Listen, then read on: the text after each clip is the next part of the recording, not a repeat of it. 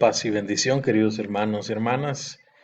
Les envío ahora este tutorial para reforzar nuestras clases de Pentateuco. Y este primer tutorial lo quiero dedicar así a grandes rasgos para que no nos enredemos tanto a la comprensión de la historia de Israel, que en el fondo los estudios que realizamos en el Pentateuco representan en gran manera los inicios y la constitución también del propio pueblo de Israel.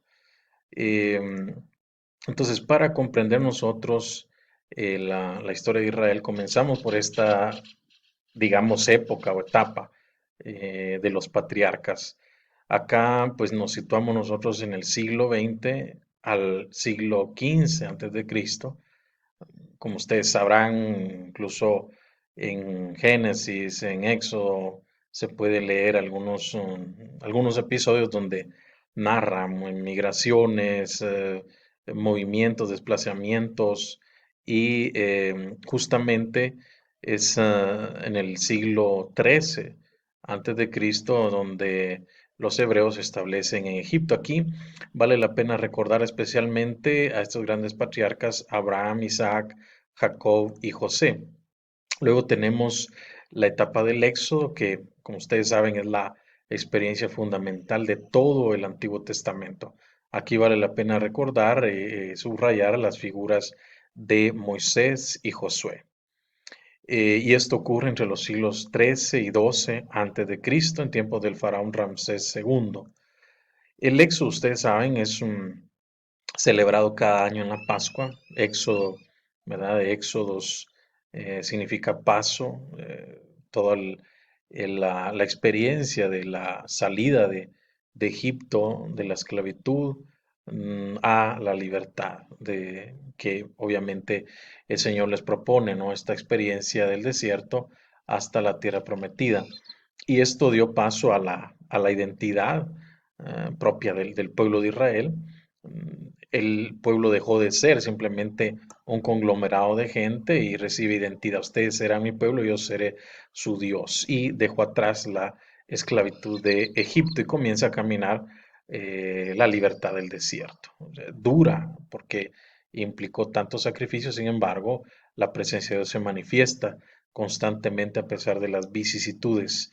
Y fue invitado por Dios a la alianza en el Sinaí, al pacto que el pueblo pues hizo con el Señor en el Sinaí.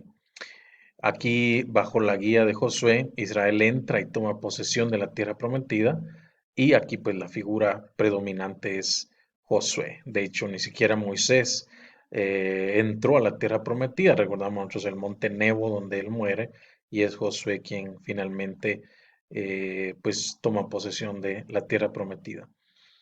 Luego tenemos la época de la confederación de tribus y de los jueces. Aquí recordaremos especialmente a Samuel.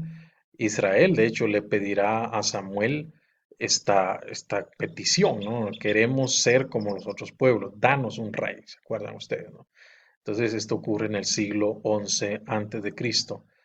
Y esto da paso a la monarquía unida, porque llegará un momento en que esto pues va a terminar en división, y aquí tenemos de verdad una monarquía unida que reina desde Jerusalén. Aquí las figuras que sobresaltan son Saúl, que es el primer rey, David, el rey que pecó y se arrepintió, y Salomón, que fue sabio e infiel al mismo tiempo, porque de hecho fue un detonante para que el reino se dividiera entre el norte y el sur. Esto ocurre alrededor de los siglos XI y X antes de Cristo. Acá podemos resaltar nosotros unos temas: la tierra, porque hay estabilidad en cierto aspecto; la monarquía, ¿verdad?, que implica un régimen particular; y el templo, ¿no?, que ustedes saben, Salomón se dedica a construirlo, una obra que venía ya desde antes, y Jerusalén se vuelve el centro, ¿no?, y el eje de todo el culto. Luego tenemos la monarquía dividida: Israel al norte y Judá al sur. Acá ustedes ven justamente esto que está en celeste, el reino del norte, que es el reino de Israel, y acá el de Judá. Por eso es que cuando decimos Israel hay que tener cuidado porque Israel, después de que se divide el norte y el sur en el 722, entonces no se sabe si es el reino del norte o estamos hablando de Israel en su totalidad. Pues hay que tener cuidado en el uso de los términos. Y acá pues vamos a recordar especialmente a los reyes Roboán y Jeroboán. Aquí ya surgen los profetas Amós y Oseas. Israel existirá desde el 931 al 722 cuando cae Damasco. Y Judá existirá desde el 931 hasta el 587 cuando Nabucodonosor conquista el reino del sur y se da el exilio a Babilonia. Acá después resaltamos la caída de Samaria. Aquí desaparece Israel, desaparece el reino del norte, y esto ocurre bajo Sargón II de Asiria el año 722. Ahí cae Damasco, que era la capital del norte, y los asirios plantarán colonos con otros dioses y culturas. Por eso es que en la época de Jesús, ¿se acuerdan ustedes? No eran muy bien vistos los del norte porque los asirios trajeron gente del extranjero para borrar la memoria del pueblo y eso hizo que para los del sur ellos fueran semi impuros, gente mixta, digamos, ¿no? Digamos, compartiendo con otros tipos de cultos, etcétera. Aquí vamos a recordar que el reino del norte tuvo tres grandes profetas, el reino del norte, que cuando hablamos del reino del norte estamos hablando del reino de Israel. Elías, Eliseo y Oseas. Esto pues aquí resaltamos también esta figura que ustedes ven acá en un relieve a Sargón II, que sucedió a Salmanásar II en el año 740. Y en Judá recordaremos a los profetas Isaías y Miqueas. Con la caída de Samaria en el 722, esta es una fecha muy importante, tienen que saber, en el 722 a.C., los israelitas fueron deportados a la ciudad asiria de Nínive, en la ribera este del río Tigris. O sea, prácticamente el reino del norte cae y son ellos exiliados a Nínive. Y acá ustedes pueden ver las murallas de Nínive, la ciudad odiada en todo el Medio Oriente porque eh, pues era opresora, etcétera. ¿Se acuerdan toda la trama del libro de Jonás, ¿no? Que dice que incluso los pecados llegaban hasta el cielo, etcétera. Luego viene la reforma del rey Josías porque se da un hallazgo importante. Fíjense que dentro del templo se encuentra un rollo que, pues, muchos, o sea, de hecho, se dice que este rollo, pues, era el Deuteronomio, ¿no? Se piensa que el rollo descubierto es justamente el Deuteronomio, la segunda ley. Esto ocurre en el 622, 621 antes de Cristo. Y aquí recordamos especialmente al rey Josías, que reinó entre el 640 y 690 a.C., un justo que murió trágicamente. Luego se da la caída de Jerusalén y sus habitantes van al exilio. No es que este exilio se dio mecánicamente o instantáneamente. Hubo una serie de asedios, de conflictos, y el primer asedio de Jerusalén se da en el 598, 597 a.C. En el año 588, 87, porque la datación no es que sea exacta, pero aproximadamente cayó Jerusalén en manos de los babilonios. Y aquí recordamos a Jeremías y Ezequiel que van a ser claves, porque Ezequiel advierte, ¿no? Lo que les viene a Jerusalén, pero ellos se cierran y pues al final, pues ustedes saben que termina en una tragedia nacional y Ezequiel va a ser un profeta del exilio prácticamente. Los babilonios mataron en presencia del rey Sedecías a sus hijos y luego le sacaron los ojos. Es una cosa que se cuenta en esta piedra, ¿no? Y todo lo que implicó, ¿no? Esta invasión y esta sumisión. Entonces, la caída de Jerusalén en manos de los babilonios significó la destrucción de la ciudad santa, el fin y el fracaso de la monarquía, la destrucción del templo y de su culto y toda actividad religiosa, la pérdida de la tierra. Y fíjense que el exilio duró desde el 587 hasta el 539 a.C. Y aquí es lo triste, ¿no? De este Salmo 137. Junto a los ríos de Babilonia nos sentábamos a llorar.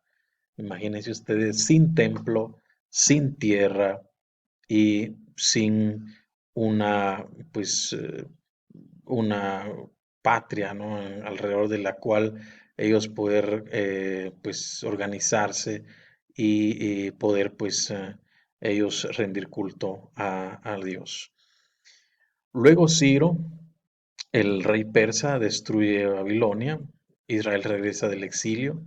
En el 539 está el edicto de Ciro, y los exiliados deben regresar a construir o reconstruir, perdón, y restaurar Israel con la colaboración y la oposición de los que se quedaron en la Palestina. Aquí tenemos la llamada tumba de Ciro. Recordemos que los persas son los actuales habitantes de Irán. Y durante la reconstrucción de Israel, nosotros recordamos a Esdras y Nehemías, son los grandes reformadores, porque ellos buscaron la legitimación de lo que hacían en el libro de la ley de Moisés, y la ley de Moisés, definitivamente redactada por Esdras, rige la vida de Israel. Ya no hay reyes ni profetas, y acá pues se reconstruye, ¿no? Con Zorobabel un segundo templo, 520 al 515 antes de Cristo. Luego viene la conquista de los griegos a cargo de Alejandro Magno en 323 a.C. y el impacto de la cultura helenística y de la lengua griega como lengua de la élite intelectual se da, pues desde el siglo III a.C., que va pues a abarcar prácticamente todo el Mediterráneo. Recordaremos la rebelión de los macabeos contra el rey Seleucida Antíoco IV Epífanes en el cientos de que él reinó en el 175-164 a.C. Tomemos en cuenta también el libro de Daniel que inspiró la lucha, y la rebelión de los macabeos ocurrió entre los años 167 y 164 y como nosotros sabemos tuvieron mucho éxito. Luego vean el impacto que tuvo la cultura helenística, que aunque eh, más adelante los romanos conquistan militarmente sus territorios, pero culturalmente ellos siguen predominando. Aquí pues es una copia romana, mal de un original de Lísipo, del 330 a.C. Luego viene la reacción jasídica, que es como, digamos, la reacción de los devotos, de los píos, ¿no? Contra esta invasión cultural. Y los macabeos fundarán esta dinastía asmonea. Los asmoneos juntaron en un solo poder lo político y lo religioso y se constituyeron en sumos sacerdotes, y de hecho era una usurpación porque habían conflictos también al interno del pueblo de Israel, ¿no? Pues si era de Sadoc, si eran ellos los que tenían que tomar este rol. Esto provocó la reacción jasídica de la cual provienen los fariseos, los celotas y los esenios. Eso tuvo lugar en el 135 antes de Cristo y los saduceos legitimaron a los asmoneos. Entonces, ante la amenaza seleucida, es decir, de la amenaza de esta cultura helenística, Israel afianzó su identidad religiosa, se rechazó el politeísmo de los seleucidas, y acá pues Hanukkah es importantísimo porque de alguna forma cada año, durante 8 días, los israelitas celebran Hanukkah, la fiesta de las luces, cuando el templo, fíjense, fue rededicado en el 165 a.C., luego de las luchas macabeas contra los seleucidas, que de hecho habían llegado al punto de colocar una estatua de Zeus dentro del templo, y hasta incluso los obligaron a sacrificar cerdos dentro del templo. Entonces, Hanukkah conmemora ese momento en el que ellos logran pues dedicar el templo. Luego vienen los romanos, que serán los últimos y más terribles invasores. El general Pompeo conquistó la Palestina en el 63 y la convirtió en parte de la provincia de Siria, una provincia de tercera categoría. Así es que este es como el panorama general para comprender la historia de Israel y espero que